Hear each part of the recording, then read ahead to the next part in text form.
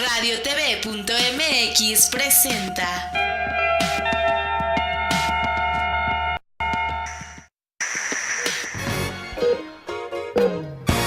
Pulso Saludable, cuidando tu estilo y forma de vida. Un programa diseñado especialmente para ti que te ocupas de tu salud. Conduce Liliana Noble.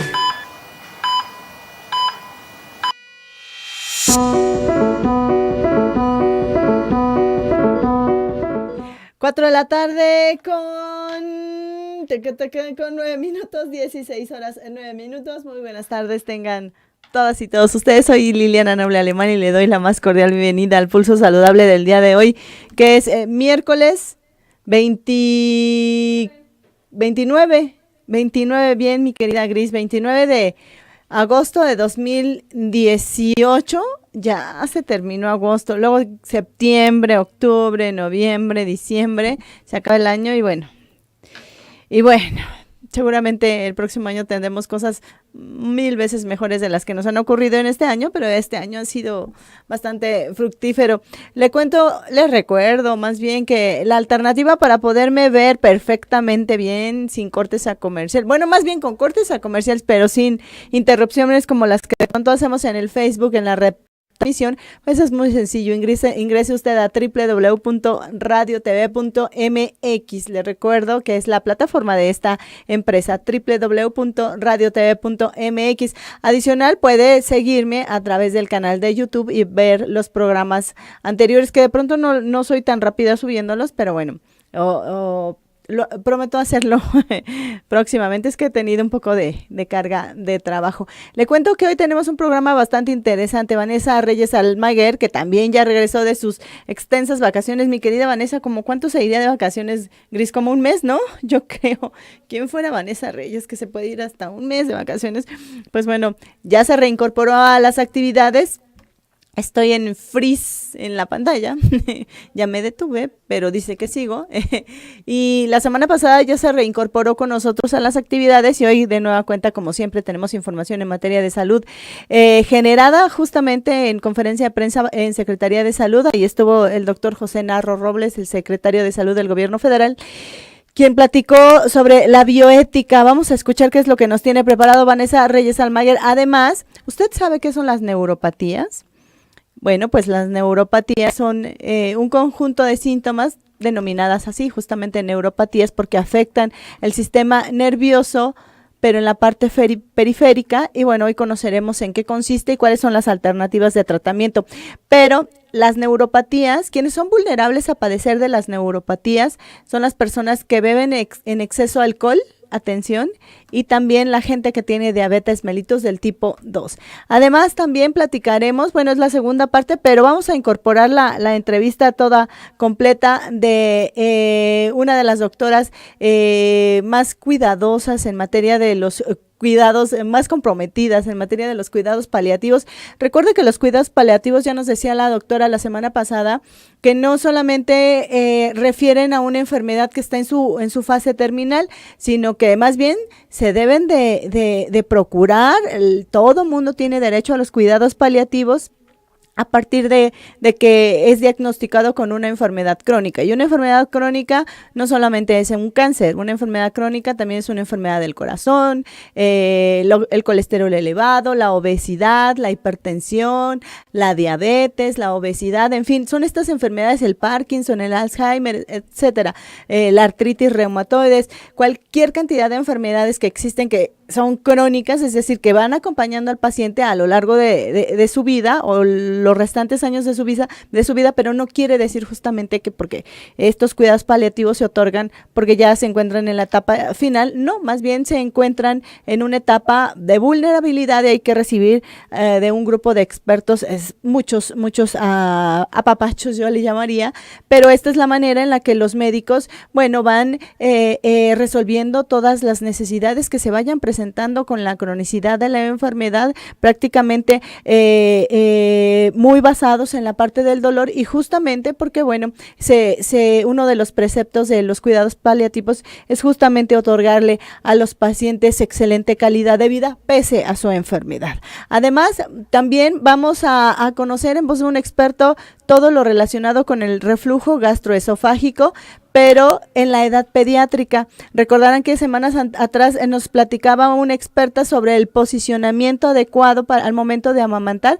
Pues bueno, una mala posición al momento de darle de comer a nuestro hijo pudiera ser el causal del reflujo gastroesofágico, pero también la herencia juega un papel fundamental. Así es que todo ello, y también le voy a platicar sobre el evento que se llevó ayer a cabo, la presentación de las 100 empresas, los 100 líderes que, según Merco, que es un monitor que se dedica a hacer estudios de esta índole a nivel de América Latina y en España, pues bueno, detectó a las 100 empresas y a los 100 líderes los mejores, los que ocupan los mejores lugares en materia de reputación empresarial. ¿Qué tan importante es la reputación empresarial? Así es que un programa bastante completo, y como ya tenemos listísima, como siempre en la línea telefónica, mi querida Vanessa Reyes Almaguer, que nos va a dar algunas informaciones relacionadas con la conferencia de prensa que le decía yo, que tiene que ver con la bioética, tan importante también la bioética, el cuidado de la vida.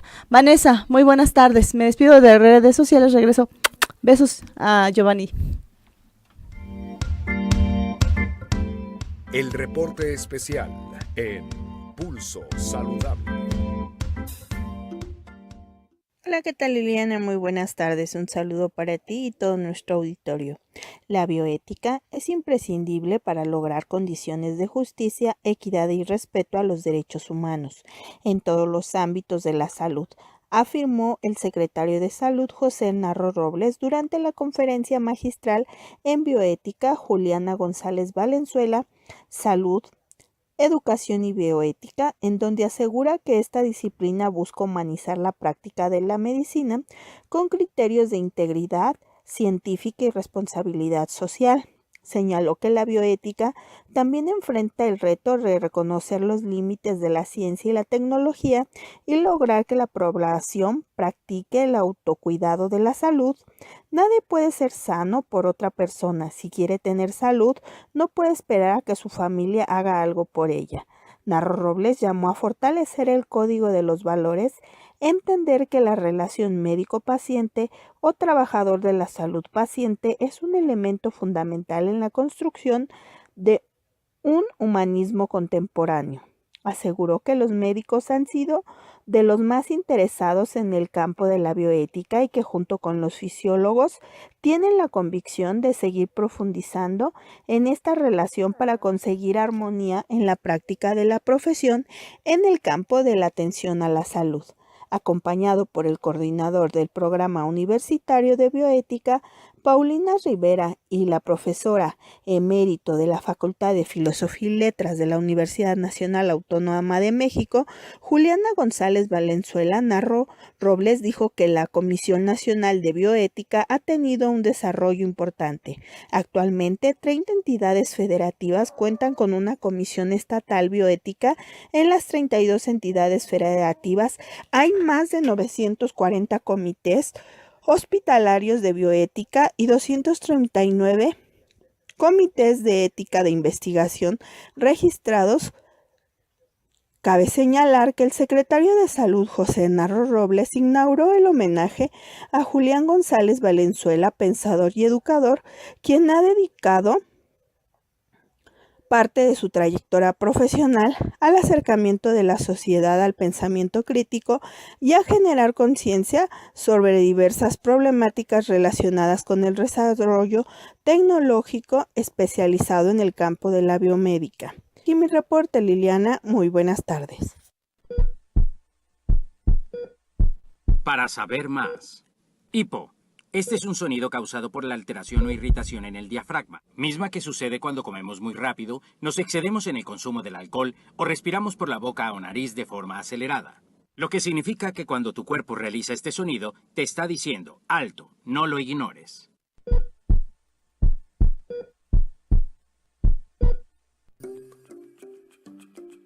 Correo electrónico.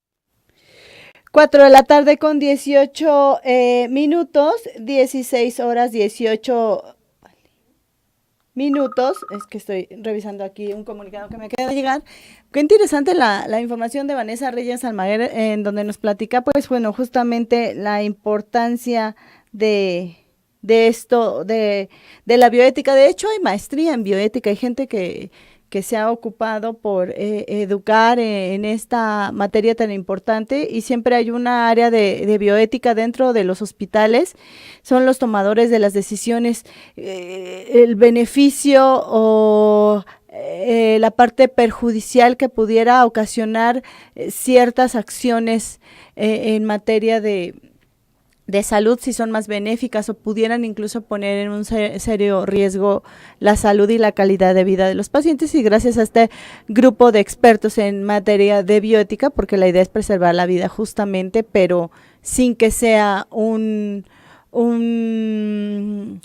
precio muy elevado esta preservación. Y hay veces que los médicos se encuentran en esta disyuntiva de tomar ciertas decisiones que son complejas, y bueno, se apoyan de este grupo de gente estudiosos de la bioética. Y bueno, vamos a escuchar ahora sí completa, a petición de la gente, la entrevista que tuve la oportunidad de tener con la doctora Silvia Allende.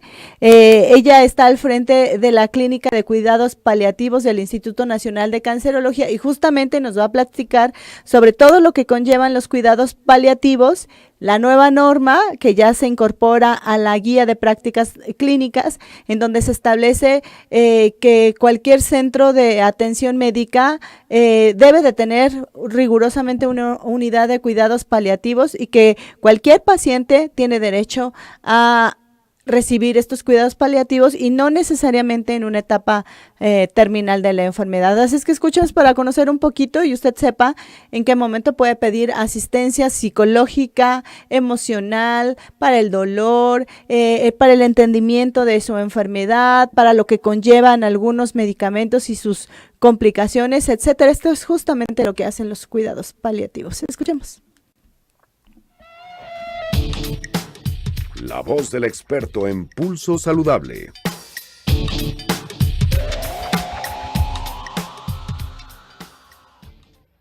Que enfrenta una enfermedad que no puede ser curada, o que hasta la actualidad no hay una cura razonable, y que en todo momento pretenden brindar calidad de vida. Qué importante, ¿no?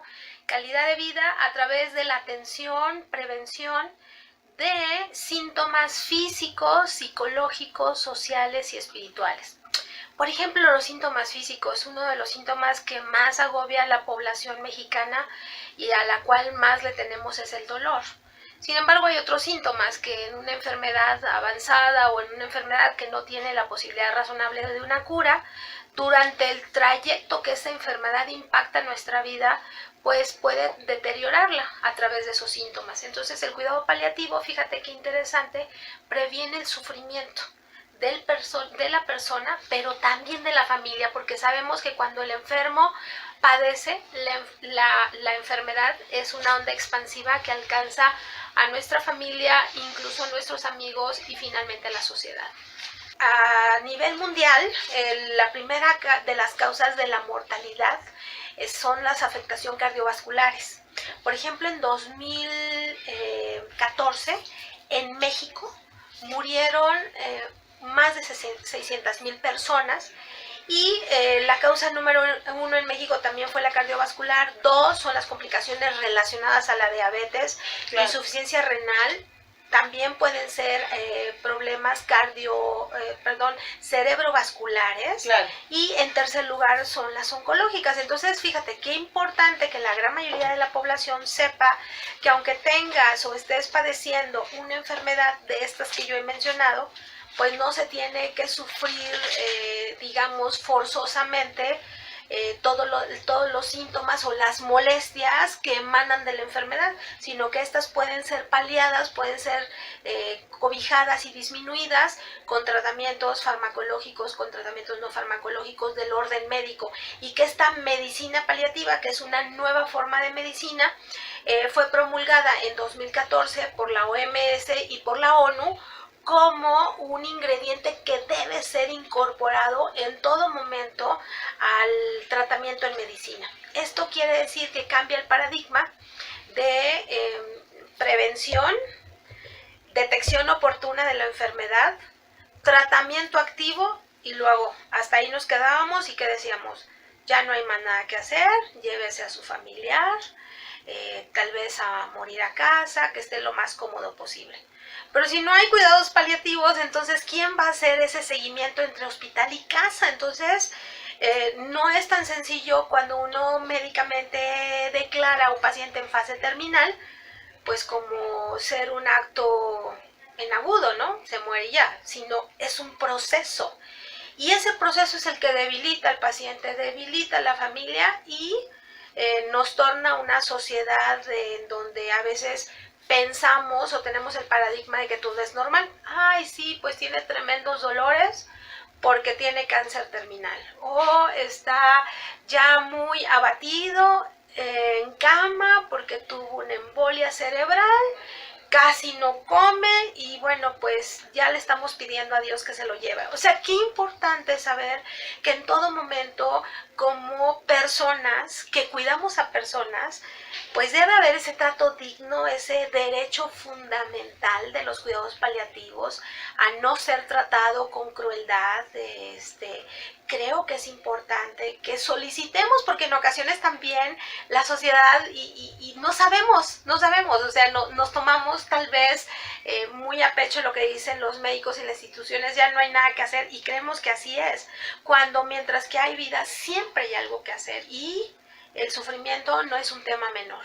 2014, el Consejo de Salubridad General, para darle más potencia a una serie de leyes, reglamentos y norma oficial mexicana con relación a cuidados paliativos que se ha venido trabajando legislativamente desde el 2009 hasta el 14, el Consejo de Salubridad decide conformar a un grupo de expertos para crear una guía de manejo de cuidados paliativos, precisamente para médicos, para grupos especializados o generales, o para las instituciones de salud, incluso para el público. Entonces, en 2014 se publica esta guía con un acuerdo que se llama el Acuerdo de Obligatoriedad de Cuidados Paliativos. Y esto obliga a las instituciones públicas y privadas para que existan los esquemas de atención de cuidados paliativos a nivel hospitalario. O sea que sí deben de estar presentes estos servicios que se ofertan en los hospitales cuando alguno de los médicos tratantes declara la terminalidad de una enfermedad. Entonces, qué importante es que ahora el 14 de agosto se refrenda nuevamente con una nueva publicación en el Diario Oficial de la Federación, o sea que está calientito, apenas de 14 de agosto, con la actualización de la guía. ¿Por qué se actualizó la guía? Pues porque en medicina sigue habiendo desarrollo y cambios, y por ende queríamos tener los mejores estándares clínicos para ofertar esta información a los colegas médicos y al público en general. Y la segunda es nuevamente dar este impulso importante en los hospitales para sensibilizarse e incorporar este ingrediente tan importante que es el de la medicina paliativa en todo el continuum de tratamiento. Y hacer énfasis un poco más allá, que finalmente todo esto debe estar centrado en el paciente y la familia y no en la enfermedad. erróneamente hemos hecho ese énfasis en tratar de prevenir y de curar agresivamente las enfermedades, pero desafortunadamente con el cambio poblacional que está habiendo del envejecimiento, pues obviamente que la gente ya no se muere de las mismas causas que en los 50, que eran enfermedades habitualmente relacionadas con las infecciones de neumonía y todas estas infecciones del tracto respiratorio, del tracto digestivo, diarreas o los problemas relacionados con la muerte materno-infantil. Entonces, lo que estamos viendo es un cambio gracias a este envejecimiento que estamos adquiriendo enfermedades crónicas que muchas de ellas, como lo he dicho, hasta el momento actual no tienen una posibilidad de cura razonable y se va dando tratamientos que modifiquen o que palíen la enfermedad. De tal manera que con el envejecimiento seguramente vamos a ver muchos más casos de demencia y de ahí la pregunta es ¿quién nos cuidará? Si va a haber menos nacimientos y en teoría las familias cada vez van a ser más pequeñas. También todos estos problemas cardiovasculares que he mencionado, los relacionados a las diabetes, pero también muchas neurológicas relacionadas con Parkinson y otras enfermedades neurológicas limitantes que te van quitando la capacidad para poder ascendentemente movilizarte hasta llegar a la parte superior en donde seguramente terminarás con dificultad para respirar. Entonces, ¿qué vamos a enfrentar en los próximos años? Enfermedades crónicas y medicina paliativa muy de la mano con la aparición y el crecimiento de la incidencia de estas enfermedades, que lleva muy de la mano al clínico para poder ejecutar de la mejor manera los cuidados paliativos. Por ejemplo, contiene 6 capítulos. El primer capítulo hace mucho énfasis de lo que yo les acabo de explicar, de la definición y la importancia de los cuidados paliativos, los objetivos claros y concisos. También cómo identificar tal vez más tempranamente y no tan tardíamente la cuestión de la terminalidad de las enfermedades. Otro capítulo muy importante que tiene que ver con bioética, por ejemplo, la toma de decisiones, porque si tú como paciente estás empoderado con información sobre que padeces una enfermedad crónica que no tiene una cura, que te están dando cuidados paliativos, ¿qué debe pasar si en un momento dado tú pierdes la capacidad de decidir y de repente tienes una agudización de la enfermedad? Lo más seguro es que la familia va a tomarte para llevarte al hospital y llegando al hospital con una enfermedad crónica que no tiene una cura, pues harán todo el proceso de atención, que será, si caes en paro cardiorrespiratorio, pues darte reanimación, ponerte medicamentos para que el corazón lata artificialmente, te van a intubar, te van a conectar a máquinas y todo eso en un momento dado deteriora la calidad de vida. Entonces, qué importante, por ejemplo, bioéticamente, las voluntades anticipadas. O sea, es fundamental. Entonces, por ejemplo, esta guía va a orientar muy bien a los médicos y a los usuarios de hacer esto preventivamente. No tenemos por qué estar con el paradigma de que hablar de la muerte la atrae o la anticipa. Simple y sencillamente es previsión, saber realmente y que respeten mi opinión, porque si yo pierdo la capacidad de dirigir a mi familia sobre lo que yo quiero, también estoy cediendo esa parte, ¿no? Entonces, si no quiero dejar problemas a mi familia, yo estoy muy clara en lo que quiero y lo que no quiero, pues hay que hacer la cuestión de la voluntad anticipada. Vienen tratamientos, por ejemplo, del dolor, que ese es un área de oportunidad de los médicos y la población en general piensa que es normal tener dolor y no es normal, no es normal, no en este siglo donde podemos hacer muchas cosas. Hay medicamentos tan baratos como la morfina, que ya sé que da un poco de miedito cuando dicen, pues vamos a iniciar morfina por parte del médico y también del paciente y de la familia, pero créanme que todos esos paradigmas de me volveré adicto, si la tomo ahorita ya después no me va a hacer efecto, no son más que eso, paradigmas, porque cuando las prescripciones médicas empiezan, pues hay una mejoría. Al no tener dolor, no se te drena la energía y puedes vivir más plenamente.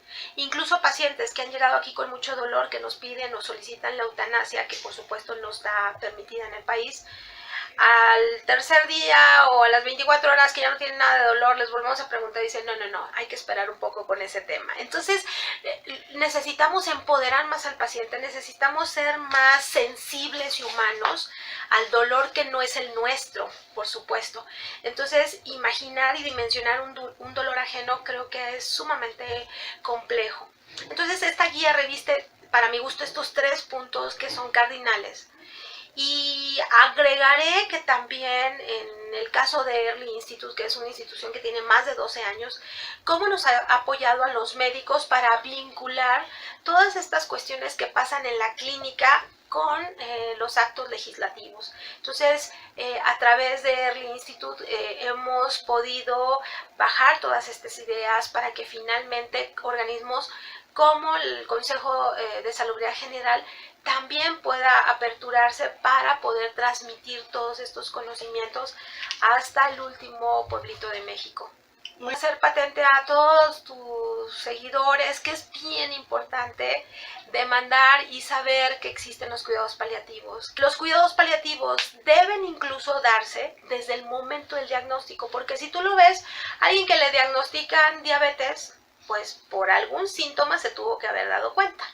Y esos síntomas son los que, conjuntamente con el tratamiento modificador de la enfermedad y de calidad de vida, se puede dar el control sintomático, ¿de acuerdo?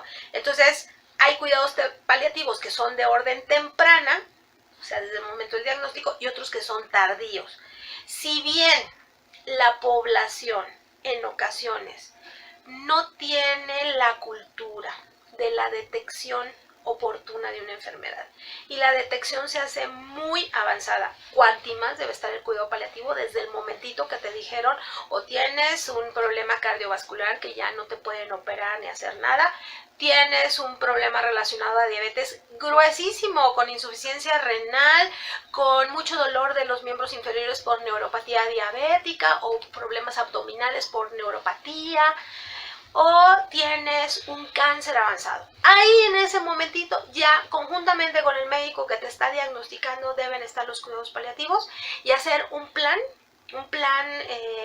ad hoc a cada paciente de acuerdo a su condición y a lo que desea y no recibir, y a partir de ahí se le va acompañando durante todo el momento.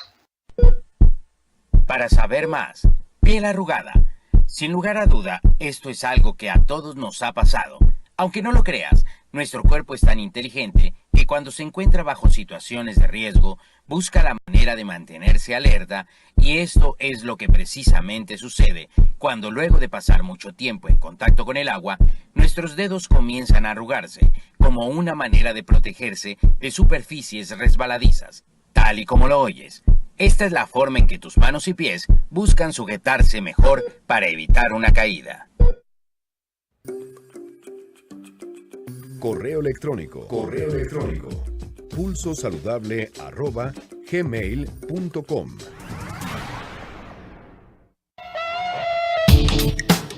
La voz del experto en Pulso Saludable.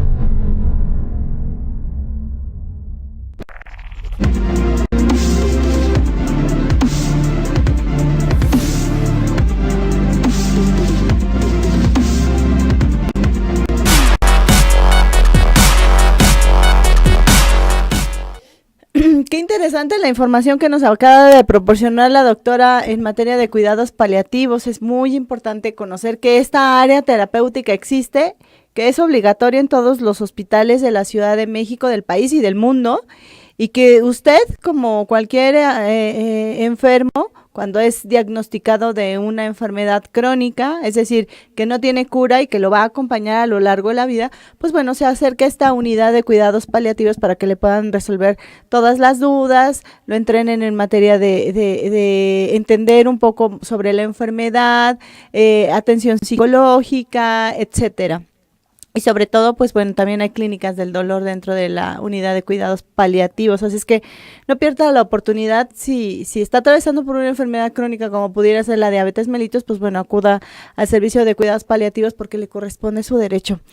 Y le cuento, antes de pasar a la siguiente información, bueno, le quiero platicar que recordarán que la semana pasada estuvo con nosotros la gente de Avon y pues bueno, el próximo mes de octubre se va a celebrar de nueva cuenta una vez más a Viri Villaseñor, saludos, que ya está en redes sociales, la carrera caminata Avon mixta con causa en la modalidad de 5 y 10 kilómetros. El circuito, ya saben, inicia en Paseo de la Reforma, a la altura de la Diana, y bueno, se hace el circuito, se cruza un poco por la parte del bosque de Chapultepec, se baja el puente y se regresa más o menos. La inscripción son 300 pesos, y recuerden que esta carrera, pues bueno, todo lo recabado, pues bueno, siempre va a apoyar a las personas y a organizaciones de la sociedad civil que apoyan o que tienen proyectos en materia de cáncer de mama.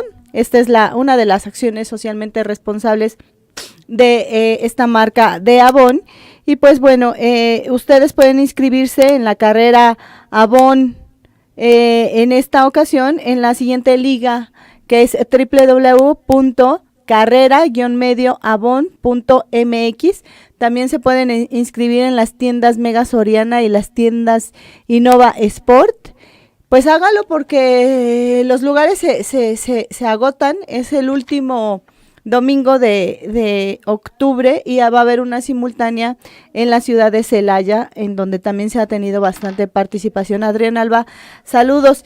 Y antes de seguir en la entrevista, tuve una oportunidad interesante de platicar con un experto en materia de reflujo gastroesofágico en la edad pediátrica. Antes de ir a esa información, le cuento que ayer se conmemoró o se dieron a conocer las 100 empresas y los 100 líderes con la mejor reputación en el país, y más o menos le voy a platicar de cómo está en este ámbito de las 100 empresas la industria farmacéutica. Le quiero platicar de primera instancia que el lugar número 12 lo ocupa la farmacéutica Pfizer. En el lugar número 21 se encuentra otra de las compañías farmacéuticas que, pues bueno, también hacen muchas acciones en materia de sustentabilidad y responsabilidad social, y bueno, es Novartis. Ellos ocupan el lugar número 21 de esta lista de 100 empresas. También pudimos constatar que otra de las farmacéuticas que se hace presente en esta lista, en el lugar número 64, son los laboratorios Roche. Bayer, esta compañía alemana, también en materia de salud, bueno, es una compañía de la industria farmacéutica. Ellos ocupan el lugar número 70 de estos 100. También AstraZeneca, ellos ocupan el lugar número 81. Y finalmente Sanofi, ellos ocupan el lugar número 100. Entonces llama la atención porque son 100 empresas y solamente 7 farmacéuticas conforman el panel también y por sector. Pues bueno, evidentemente la que ocupa el primer lugar sería Pfizer por sector, refiriéndonos a la parte de la compañía farmacéutica, pero bueno, compañías farmacéuticas hay muchos. Y otra de las cosas que llama La atención es que desafortunadamente ninguna de estas compañías farmacéuticas es 100% mexicana. Sabemos que son transnacionales que han venido a instalarse acá en México, pero no son 100% mexicanas. Entonces, ahí también hay que poner mucho cuidado, hay que generar un poco más de valor. Recuerden que la reputación empresarial es ese intangible, eso que no se puede tocar, que no se puede ver, pero que existe. Y existen metodologías ya muy revolucionarias para poder medir el impacto que usted o que yo, que cualquiera de nosotros pudiera tener referente a una marca. Y esa es una de las maneras en las que Merco, que es uno de los monitores más importantes a nivel Latinoamérica y con referencia también en España, pues bueno, cada año se dedica a hacer este tipo de investigaciones para dar a conocer, y en México llevan 6 años y por segundo año consecutivo la compañía que ocupa el primer lugar es Grupo Bimbo. Pese a todo lo que ha ocurrido, ya vimos en redes sociales, fuimos testigos de algunas de las malas prácticas de los empleados, y habría que, el Grupo Bimbo, aunque diga que no, habría que sentarse a platicar, a reestructurar un poco los protocolos que utilizan al momento de la contratación del personal, porque no puede tener cabida. Y sí brinca un poco que esta compañía, después de lo ocurrido, pero bueno, cabe destacar que el estudio se hizo previo a lo que ocurrió con la compañía del osito, es un osito, ¿verdad? Si mal no recuerdo. Y bueno, los primeros 5 lugares, el segundo lugar lo ocupa Grupo Modelo, el tercer lugar, una compañía que yo quiero mucho, que admiro y que me encantaría, por supuesto, como a muchos de ustedes, poder colaborar con ellos, es Google. En el cuarto lugar está PepsiCo y por supuesto en el quinto lugar Coca-Cola de México. Así es que bien por los 5 primeros lugares o por los 10 primeros lugares. Desafortunadamente ninguna compañía farmacéutica ocupa los 10 primeros lugares con la mejor reputación empresarial, y bueno, habría que poner un poco más de atención.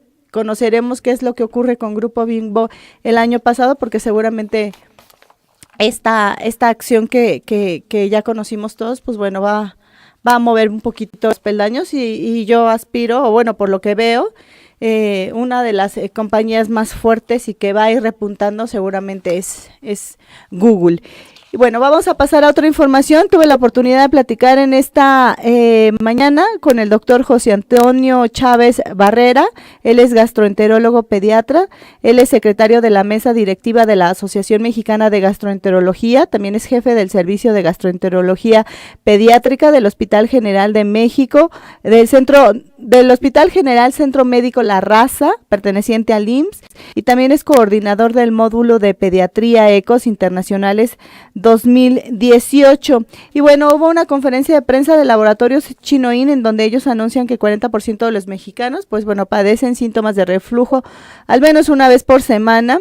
Y bueno, la Ciudad de México será la sede del Congreso ECOS Internacionales en el 2018. Y es que, pues bueno, ellos, Chinoín, esta compañía farmacéutica mexicana, por cierto, lanzará un nuevo medicamento para este reflujo gastroesofágico, y el ingeniero César García Granados, quien es gerente de marca de esta empresa, anunció que próximamente se lanzará un nuevo inhibidor de la bomba de protones al mercado, que revolucionará el tratamiento de los síntomas del reflujo gastroesofágico, el cual permitirá al médico tener una opción terapéutica diferente para mejorar la calidad de vida de los pacientes. Así es que vamos a escuchar la parte interesante de esta entrevista, en donde el doctor José Antonio Chávez nos platica por qué el reflujo gastroesofágico se puede presentar en la edad pediátrica. Saludos a Manuel. Y justamente una de las situaciones de riesgo es que aparece durante la primera etapa de vida de los seres humanos, durante el primer año pudiera ser, pero también hay que tener en consideración que si usted, mamá que me está escuchando, no tiene una buena técnica para amamantar a su hijo, usted puede ser responsable de que su hijo tenga este reflujo gastroesofágico. Pero ¿qué cree? También la herencia juega un papel importante. Si es que quiere ver la entrevista completa, ingrese a www.radiotv.mx. Me despido de redes sociales para poder dar paso a la entrevista con el doctor José Antonio Chávez Barrera, y regreso. Las novedades médicas en Pulso Saludable.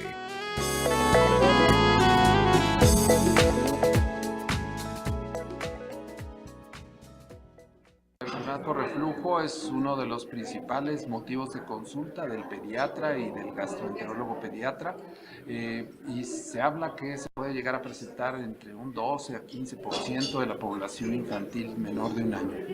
Se sabe que el reflujo puede ocurrir por diversas causas. Tal vez la principal es que haya una relajación de un músculo que tenemos entre el esófago y el estómago, que ocurre de forma inapropiada y queda abierto durante mucho tiempo y permite el paso del contenido del estómago hacia arriba, y manifiestan los pacientes los síntomas de forma secundaria. Pareciera que es una cuestión más bien mecánica, pero pueden ocurrir otros factores que la promuevan. En los niños se sabe que un alto porcentaje es cierta inmadurez, digamos, de este músculo, que conforme el paciente va creciendo va adquiriendo más fuerza y energía, y va disminuyendo los episodios de reflujo. La recomendación para los padres es que, vigilen si se presentan síntomas tales como la regurgitación, sobre todo si esta es frecuente. Regurgitación es la expulsión, digamos, de la leche, sobre todo en los lactantes que únicamente comen ese tipo de alimento, expulsan la leche frecuentemente después de comer, y que sobre todo venga acompañado de síntomas, de molestias que el bebé presente asociada a esa regurgitación. Muchas veces el bebé se pone irritable, no duerme, el paciente no come bien, puede llegar a bajar de peso. Esos son los datos de alarma que los papás tienen que estar supervisando. Una vez diagnosticado, existen medidas conservadoras, tal vez darle posición adecuada al paciente, ver que la preparación de la alimentación y las tomas, la periodicidad de las tomas de leche sean las adecuadas. Se habla de fórmulas espesadas que favorecen menos regurgitación, y se habla también de fármacos que pueden llegar a ser útiles, que inhiben la secreción del ácido del estómago, o medicamentos que aumenten cierta tonalidad del músculo que hemos mencionado. La intolerancia a la lactosa no, pareciera que es un problema que se relaciona más a diarrea, inflamación, cólicos en el bebé, pero la enfermedad por reflujo, el que el paciente expulse o tenga dolor, irritabilidad, incluso síntomas respiratorios, sí se ha visto relacionado a la alergia a la proteína de la leche. Pareciera ser a veces una causa primaria que lleva al reflujo. Entonces hay que tratar, digamos, la causa primaria, que es la alergia a la leche. Es una condición que pudiera tener un factor hereditario. Entonces, si hay antecedentes familiares de la enfermedad, tenemos que estar muy al pendiente de estos síntomas, que todos los bebés pueden regresar alguna cantidad de leche si esta no les produce molestias. Es un reflujo fisiológico y normal que va a desaparecer, pero mucho cuidado cuando provoque molestias en el bebé o falla de su crecimiento, tienen que acudir a su médico. Y se ha visto que dar las tomas de forma muy continua, tal vez tomas excesivas, incluso la frecuencia de la lactancia materna, a veces pudiera condicionarnos que el niño regurgite, a veces por sobreocupación gástrica, que en general esto con la lactancia materna se observa poco, pero sí lo vemos más en la alimentación con fórmulas infantiles que se administran en cantidades y horarios inadecuados.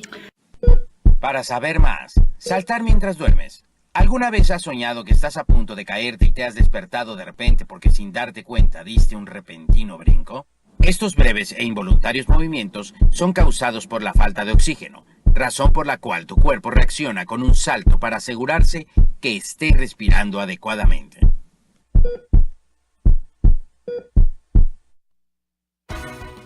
Qué interesante también la información en materia de reflujo gastroesofágico. Hay que tener mucho cuidado con le decía yo, la posición del bebé. Hay que tener de verdad mucho cuidado para evitar que esto le ocurra tan chiquito, tan vulnerable.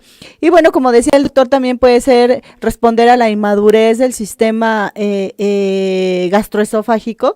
Pero bueno, eso no implica que usted no conozca. Además se dan talleres, y si no, pregúntele al médico cuál es la opción más viable para evitar que usted sea de alguna manera la responsable, y en caso de que el pequeño comience a sentir síntomas y usted se percate de ello, pues de inmediato hay que llevarlo al médico para que reciba ayuda. Bueno, y finalmente ya es la recta final, valga la redundancia, de Pulso Saludable, cuando son las 4 de la tarde con 52 minutos, y vamos a escuchar la entrevista que tuve con el doctor Manuel Duarte Vega. Él es médico internista, vino justamente la semana pasada de Guadalajara a presentar un estudio que se hizo, conocido con el nombre de Nenoin, y este estudio se le conoce como un estudio observacional prospectivo abierto de un solo brazo, multicéntrico, con 411 sujetos con neuropatía leve a moderada de diferentes etiologías, incluidas diferentes enfermedades, incluidas la diabetes mellitus, el déficit nutricional, neuropatía alcohólica, síndrome del túnel del carpo, idiopatía y entre otras. Y bueno, los objetivos de este estudio fueron la evaluación de la eficacia y seguridad de la combinación de la vitamina B1, B6 y B12 en el tratamiento de la neuropatía de leve a moderada de diferentes etiologías. Se hizo la presentación de esta nueva molécula conocida como Neurobión. Aquí tengo la pieza y bueno, tuve la oportunidad de platicar. Qué interesante entrevista, porque si usted consideraba que beber alcohol no le iba a traer ninguna consecuencia a la salud, no solamente afecta a la familia en general y va deteriorando varias de sus actividades neuronales, y esto va dañando seriamente su movilidad, etcétera, sino que también trae muchas enfermedades, entre ellas la cirrosis, pero también esta parte de la neuropatía. Así es que vamos a escuchar la entrevista y con eso me despido. Recuerde que mañana tenemos una cita en punto de las 4 de la tarde. Soy Liliana Noble Alemán, los dejo con esta interesante entrevista. Adiós. Las buenas noticias en Pulso Saludable.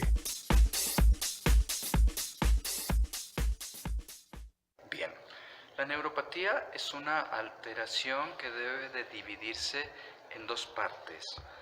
La del sistema nervioso central, que es la que afecta a las partes de la cabeza, y la neuropatía periférica, que es todo aquello que afecte del cuello hacia afuera a los nervios, que le dan fuerza, sensibilidad, movilidad a nuestro cuerpo. Cualquier cosa que altere la funcionalidad de estos nervios se considera una neuropatía.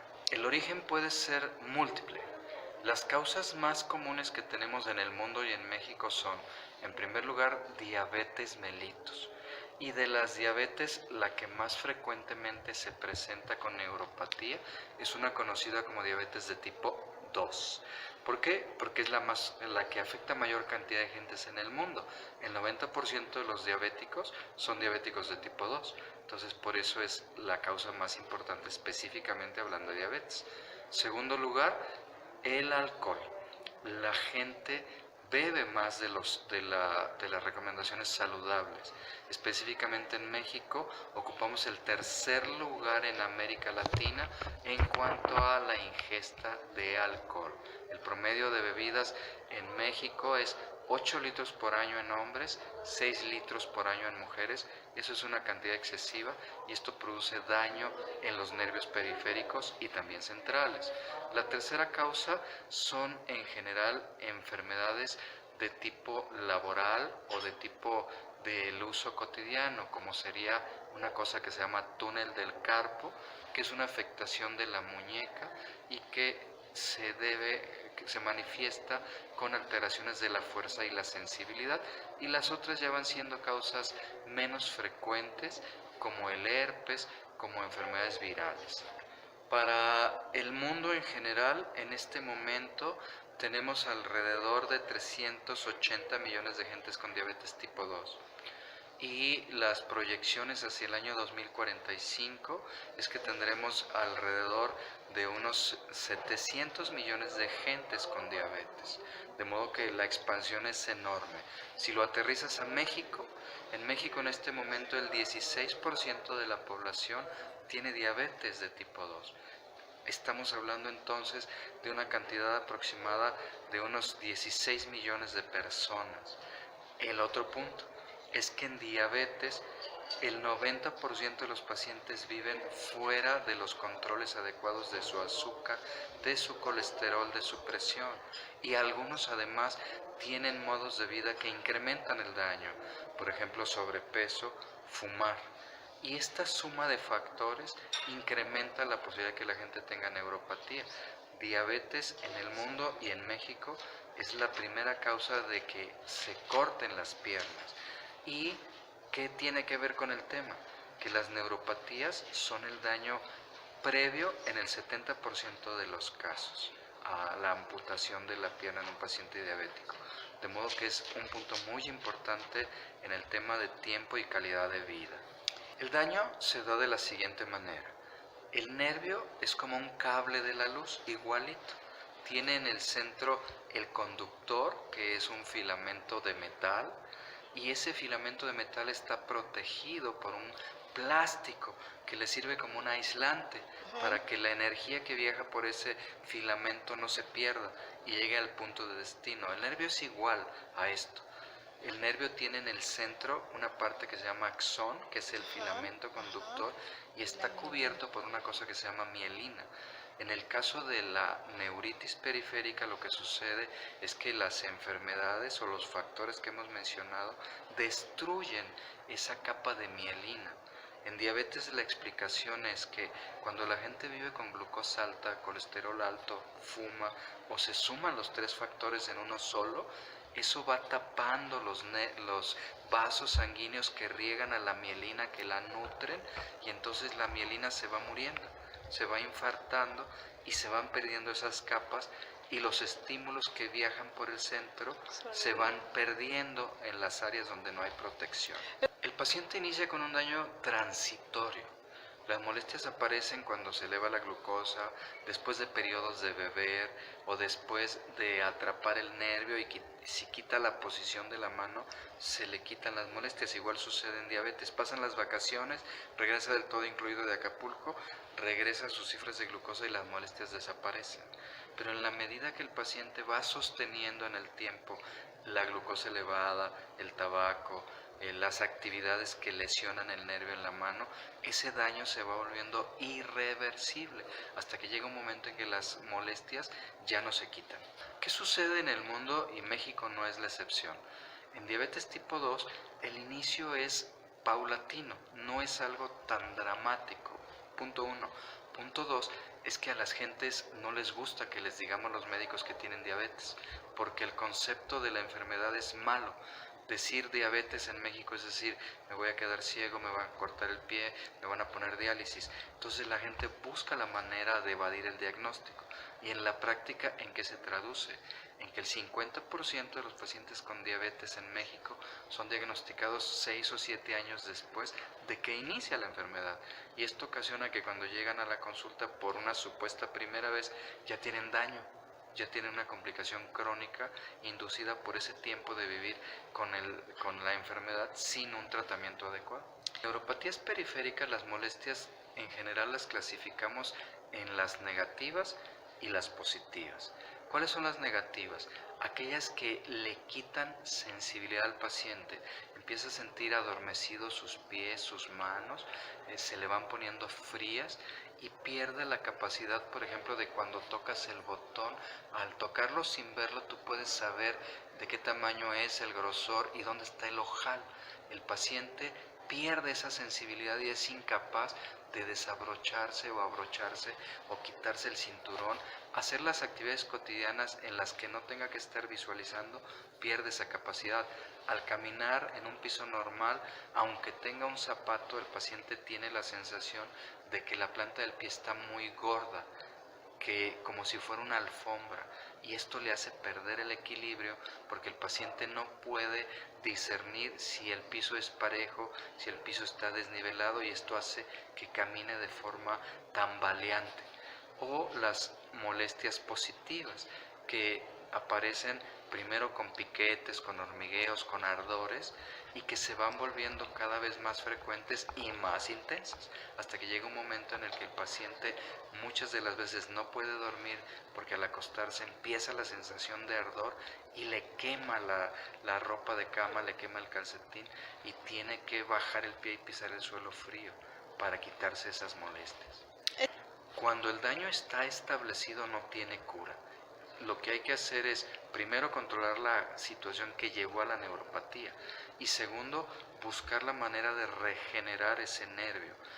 Las estrategias para el tratamiento son en general dar medicamentos que llamamos neuromoduladores, que en general son medicamentos que nacieron como anticonvulsivos y que son muy conocidos de la gente, como pregabalina, como gabapentina, que los usamos para las molestias dolorosas, y dar medicamentos como antidepresivos tricíclicos, entre ellos amitriptilina, que también ayudan a modular la sensación del nervio, y además agregar medicamentos que se llaman neurotróficos, es decir, medicamentos que ayudan a regenerar esa vaina de mielina para que las molestias desaparezcan de una forma más rápida.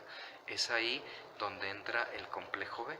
El complejo B ayuda a reestructurar esa vaina de mielina, hace que genere una capa de forma más rápida, y esto le permite al paciente mejorar las molestias. En diabetes debo de mencionar también que otro punto muy importante para generar neuropatías periféricas es el uso de metformina.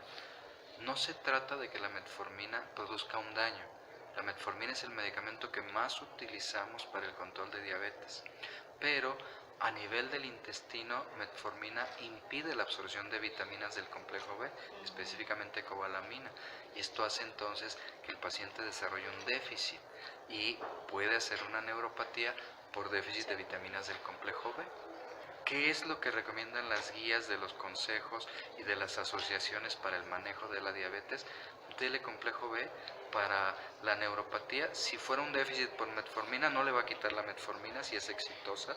Entonces, si fuera una neuropatía por el control del azúcar, estimule la adherencia, insista en el control de la glucosa, y el complejo B no va a interferir en el éxito del manejo de la glucosa. Decir en nuestro público que las neuropatías son extremadamente comunes, que tienen una manera de iniciar muy vaga, con molestias que a veces no les damos importancia, calambres, piquetes, entumecimientos, y que en la medida que esto se va sosteniendo en el tiempo, va siendo cada vez más intenso, pero más irreversible. Que busquen siempre a un médico para que los revise. Es muy sencilla una revisión en el consultorio para diagnosticarlo, y el inicio temprano de los tratamientos puede curar los problemas, y que hoy día tenemos evidencias de que el uso del complejo B en este tipo de neuropatías periféricas es contundente en acelerar y en regenerar la banda de mielina y permitir que el paciente mejore sus molestias. De una nueva presentación de Neurobión que se llama Neurobión 25. ¿Qué tiene de diferencia con los otros?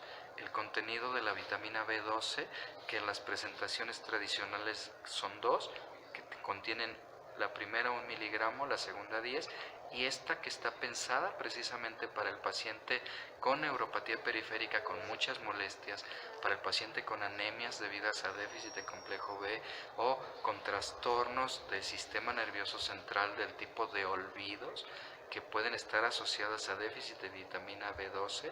Ahí el nicho de Neurobión 25 es esencial como una dosis de ataque. Para saber más, estiramientos. Seguramente en más de una ocasión has sentido unos deseos casi incontrolables de estirarte. ¿Cierto? Si esto sucede, no lo tomes a la ligera y obedece a tu cuerpo, pues esas ganas de estirarte es la forma que él tiene para decirte que ya no puede más. Estirarte hará que tu metabolismo... RadioTV.mx presentó